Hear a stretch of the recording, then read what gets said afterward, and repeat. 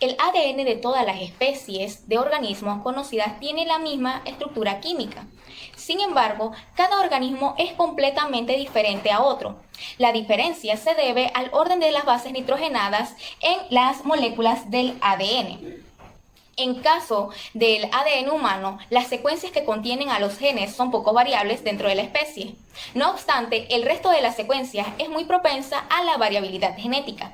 Esto es debido a que hay millones de pares de bases por las moléculas de ADN y hay un alto porcentaje de que ésta no codifica para una proteína.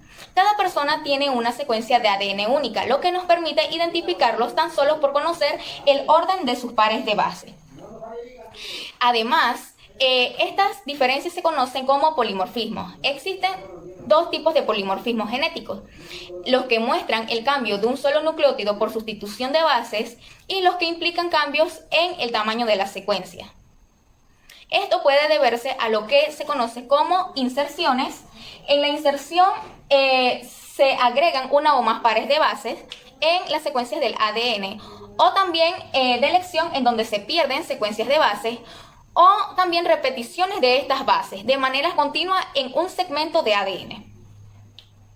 Esta variabilidad es un proceso biológico común, ya que el 30% de las secuencias de ADN es altamente repetitivo, lo que nos permite establecer patrones genéticos específicos para identificar individuos, es decir, para establecer la huella genética o huella del ADN.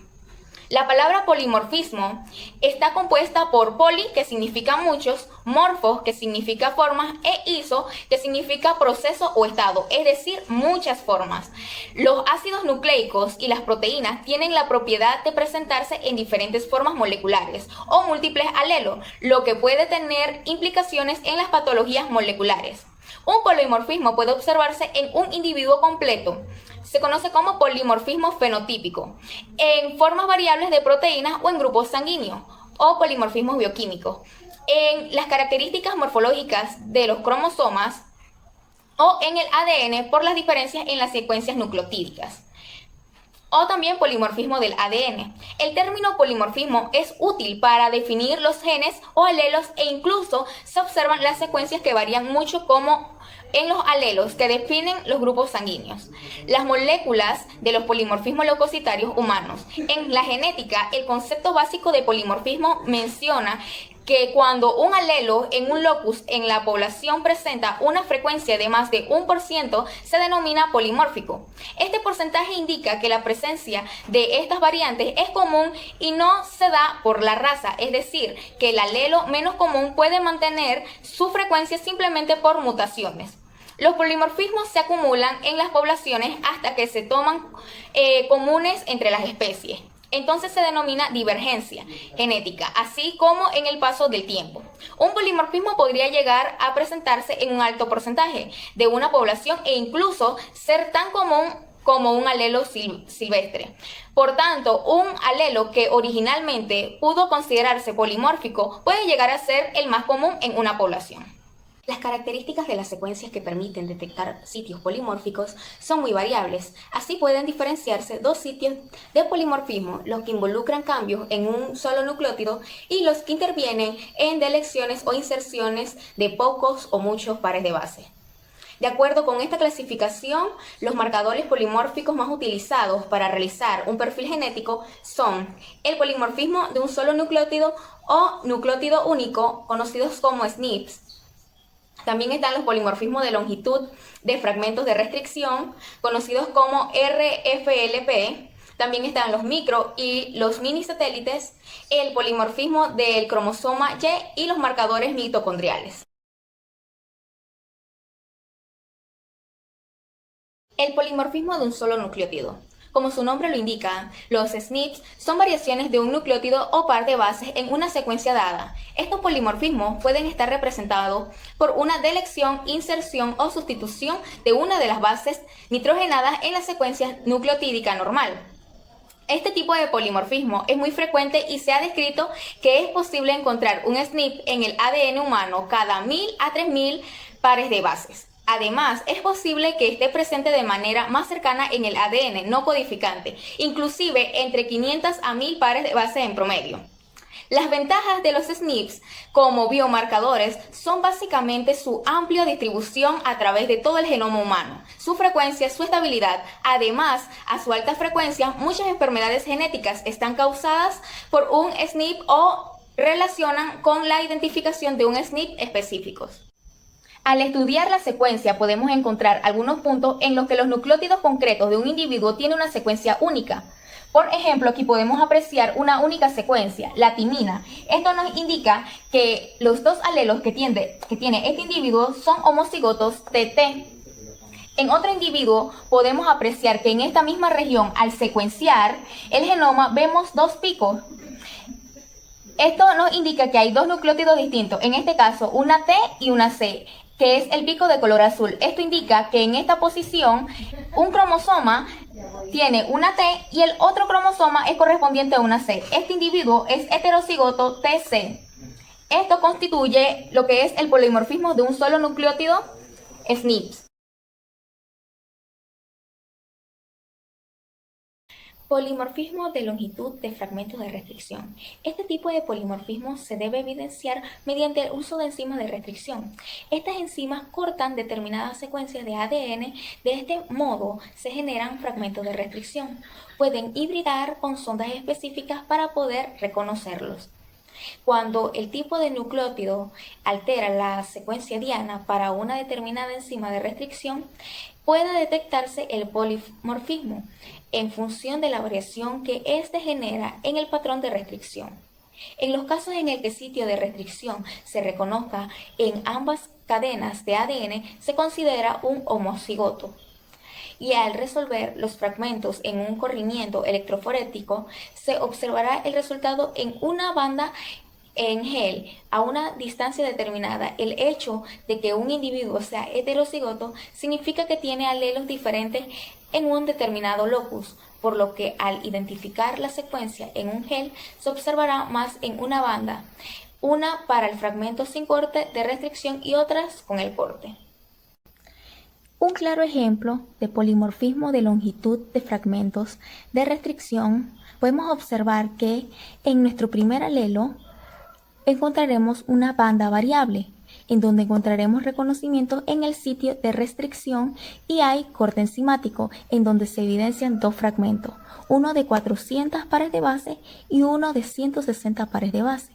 En el segundo alelo la banda es única, no observaremos ningún tipo de reconocimiento en el sitio de restricción y por tanto no observaremos ningún corte y solamente una línea larga en donde observaremos 560 pares de base. Bien, en los polimorfismos de longitud de los fragmentos de restricción, vamos a observar cómo se da este proceso. Este proceso consiste primeramente en digerir un fragmento de ADN con enzimas de restricción para luego separar estos fragmentos a través de una electroforesis y transferirlos a una membrana para completar este proceso de hibridación con una sonda marcada. El primer paso es la extracción del DNA. En la extracción del DNA vamos a obtener factores que influyen en la calidad. Entre los factores que influyen es la calidad y la cantidad obtenida del ADN. Es fundamental del organismo del que partimos o del tejido. Normalmente la extracción del DNA se completa a partir del DNA total, aunque también se puede utilizar ADN cloroplástico o mitocondrial. Lo importante es obtener una muestra de ADN limpia y sin romper. El segundo paso, resulta conveniente cuantificar el ADN para que de esta forma utilicemos la misma cantidad de ADN en todas las reacciones que vayamos a llevar a cabo. En la imagen podemos observar la extracción de varias muestras, así como dos muestras control para poder cuantificar cada una de estas muestras. El tercer paso es la digestión con enzimas de restricción. Es recomendable utilizar esta restricción de larga duración de manera en que se digiera correctamente. Se utiliza enzimas que reconozcan de 3 a 4 pares de base. Como observamos en la imagen, las 3 muestras en las que se ve que tiene una digestión deficiente y las 7 últimas que pues son bien digeridas. La calidad del ADN afecta la calidad de la digestión. Esto quiere decir que un ADN de mala calidad no digiere correctamente las muestras.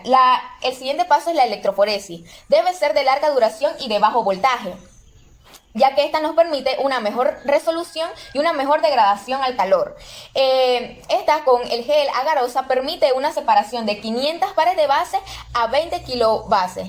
Como vemos en la imagen, el gel preparado para su transferencia. La transferencia, para completar este paso del ADN, ya que está separado por la electroforesis en gel, a una membrana, los pasos a realizar son la despurinización con ácido clorhídrico, que este rompe los grandes fragmentos y mejora la eficacia de la transferencia, y una desnaturalización del ADN con hidróxido sódico. La transferencia se suele realizar por capilaridad o vacío a una membrana nitrocelulosa o de nylon. La hibridación. La hibridación consiste en poner en contacto la membrana en la que están las muestras con la sonda. Esta sonda debe ser convenientemente marcada, como se explicará a continuación.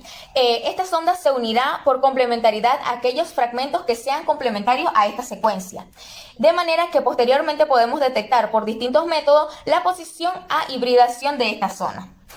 El origen de la sonda es diverso. Inicialmente estas procedían de un material clonado, ya que la clonación era el medio para disponer de muchas copias de fragmentos de ADN. Hoy en día se disponen de otros tipos de métodos, ya que simplemente disponiendo con un pequeño fragmento de ADN se pueden diseñar cebadores y amplificarlos por PCR. Esto es posible generar muchas copias de un fragmento, además de la disponibilidad de secuencias para muchos microorganismos. Esto hace que de alguna forma sea más fácil diseñar una sonda.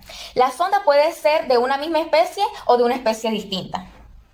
La detección si el marcaje ha sido con radioactividad por exposición a una película fotográfica o si el marcaje ha sido con dioxina, añadiendo un sustrato quimioluminiscente o un sustrato que dé lugar a un color. El resultado, un conjunto de fragmentos que corresponden con los fragmentos generados al cortar con una enzima de restricción.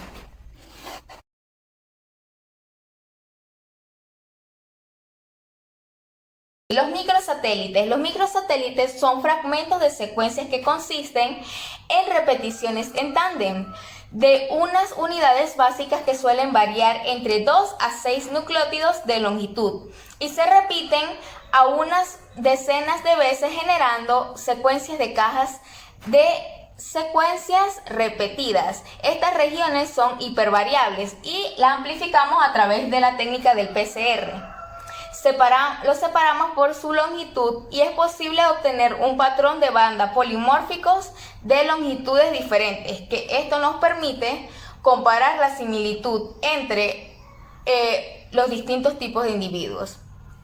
Para amplificar esta región del microsatélite, a pesar de que la caja de secuencias estén repetidas en distintos sitios del genoma, utilizamos cebadores. Como podemos observar aquí, un cebador en forward y un cebador en reverse. Esto nos permite a nosotros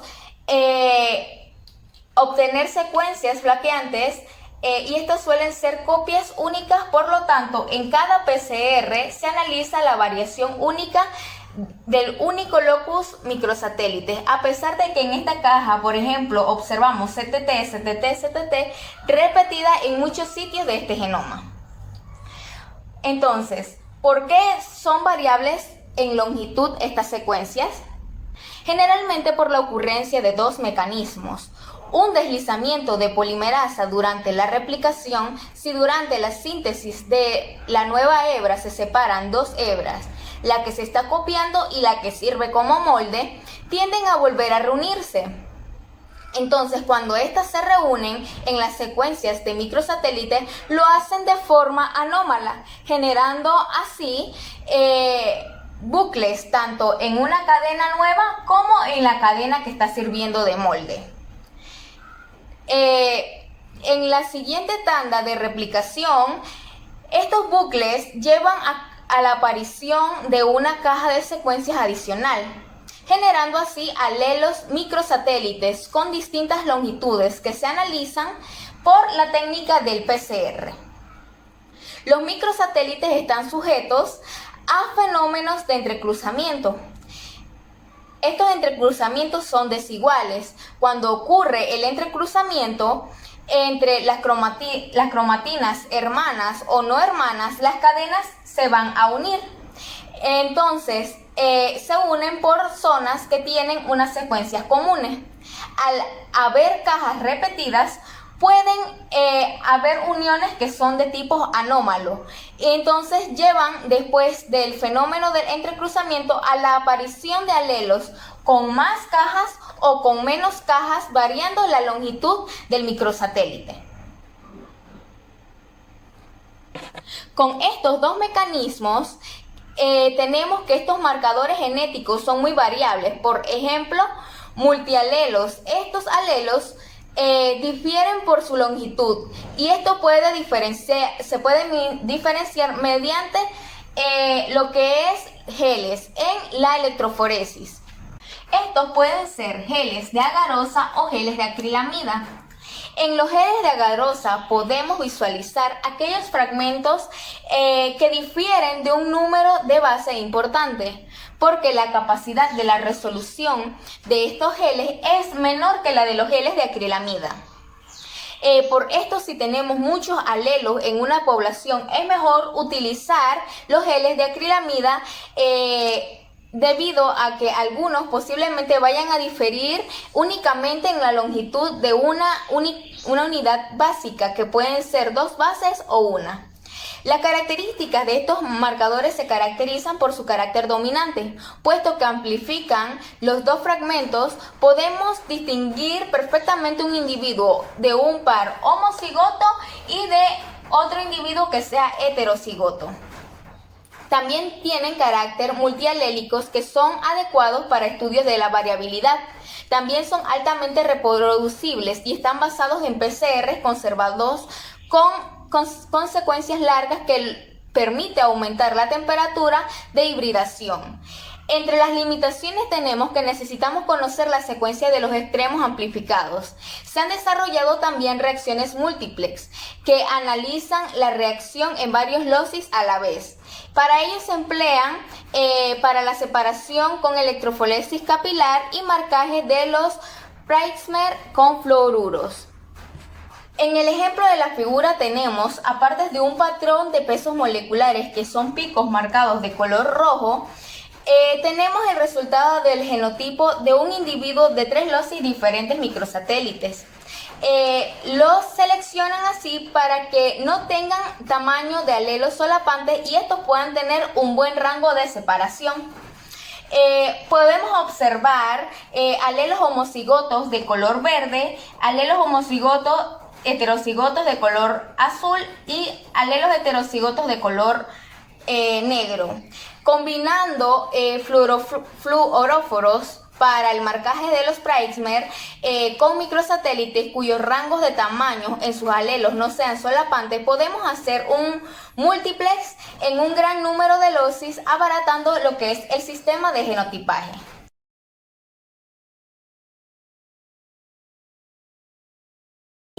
Los minisatélites se obtienen por digestión enzimática y se detectan con sondas constituidas de secuencias con motivos de repetición, conocidas como core sequence.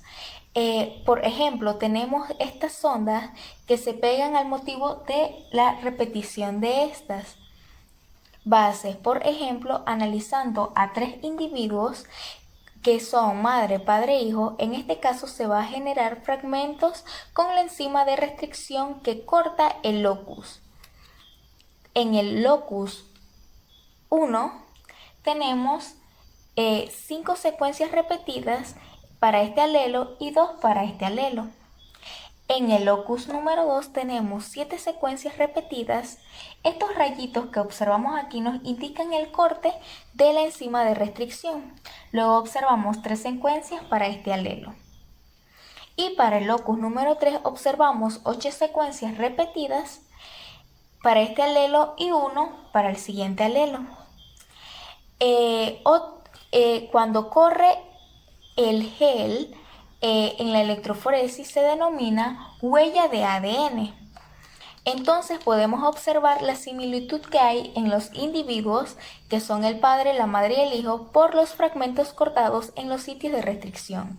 ¿Y cuántas secuencias repetidas hay en estos sitios donde se cortó el ADN? Aquí tenemos los fragmentos. El fragmento 8 del locus 3, el fragmento 7 del locus 2, el fragmento 5 del locus 1, el fragmento 3 del locus 2, el fragmento 2 del locus 1 y el fragmento 1 del locus 3, en donde podemos observar que los alelos del hijo son iguales a los de la madre. Que esto quiere decir que estos alelos son iguales, estos alelos son igual al de la madre y estos alelos de aquí son igual al de la madre. El padre representa otro fragmento, en donde también observamos que se coloca una muestra control de alguien que no esté emparentado con estos individuos que están analizados.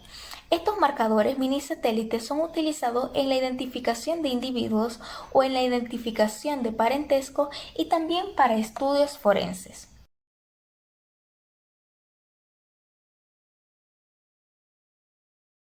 Polimorfismo mitocondrial. La mitocondria es un organelo celular que existe en múltiples copias según el tipo de célula. Las mitocondrias son exclusivamente herencia materna, es decir, que todos los descendientes tendrán en sus células mitocondrias de la madre.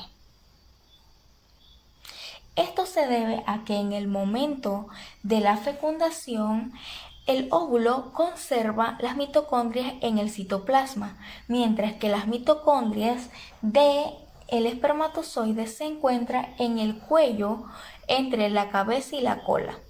Entonces, estas se eliminan y no se integran al interior del óvulo para la formación del embrión. Este método permite identificar a los individuos de acuerdo a parentesco por líneas maternas, ya que los hermanos, hombres y mujeres, comparten la misma información de ADN mitocondrial. Las ventajas de este método. Existen múltiples mitocondrias por célula, cada una con varias moléculas de ADN mitocondrial caracterizados por ser una doble hebra circular y por tener un genoma pequeño. Además, este genoma presenta una tasa alta de mutación de 5 a 10 veces más que el ADN nuclear, lo que confiere a una hipervariabilidad. Estos segmentos de ADN son luego secuenciados y comparados con las muestras de las familias provenientes de línea materna por el tipo de herencia mitocondrial para detectar las diferencias en las secuencias génicas.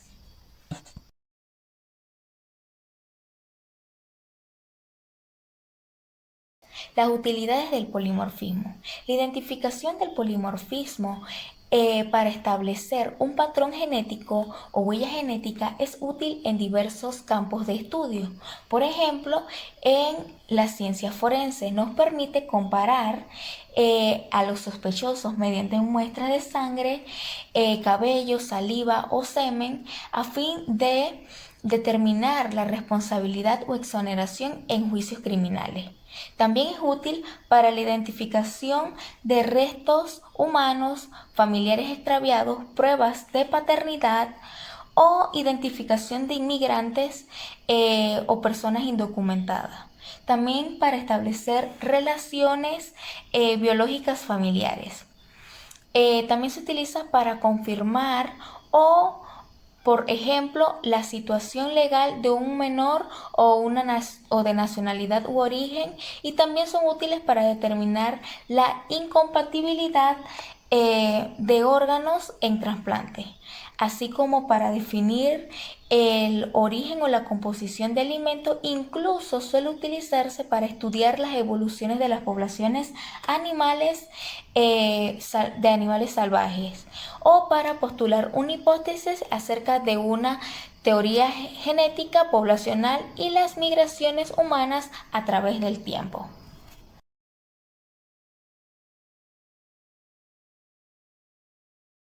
Controversias en lo que son el análisis de las huellas génicas. El método de identificación mediante las huellas de ADN se consideran equivalentes a el código de barra de un producto comercial, ya que cada persona tiene un patrón genético específico. Hasta ahora, los números variables de repeticiones en tándem solo dan una evidencia de lo que es una probabilidad mayor o menor de. Entonces, el patrón genético analizado, ya sea homólogo o consecuente con el de una persona en particular, lo que descarta una posibilidad de que no lo sea. Lo que es más común de que la técnica se haya llevado a cabo de manera poco confiable y hayan fuentes de errores o falsos positivos. Para solventar este problema es útil la automatización de los procesos, así como el análisis de combinaciones de polimorfismos raros o poco comunes en las personas.